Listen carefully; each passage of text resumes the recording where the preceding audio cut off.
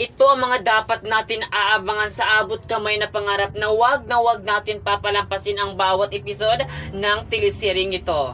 Lugar na nga talaga ang pinakatatagong lihim ng mag-ama na ito na sina Carlos at Zoe, at doon ay babalik ang alaala ni Tanyag. At ngayon naman ay talagang desidido na isang si Lindon na sabihin talaga ang totoo tungkol sa kanilalaman, tungkol sa pagkatao ni Zoe, maging sa mga sikreto ni Moira at Zoe na dapat malaman ng ating bida. Kaya naman makapuso, abangan natin ito sapagkat paganda na ang pangyayari. Lahat ng mga sikreto ni Moira, ni Zoe ay ilalantad lahat ito ni Lindon, maging sa pagkakataon na malaki talaga ang chance na babalik na ang alaala ni Tanyag tungkol sa kanyang nakaraan at sa kanyang pagkatao. Kaya yan ang abangan natin dito mga kapuso sa abot kamay na pangarap, na bawat episode talaga ay paganda ng paganda na hindi dapat natin ito papalampasin.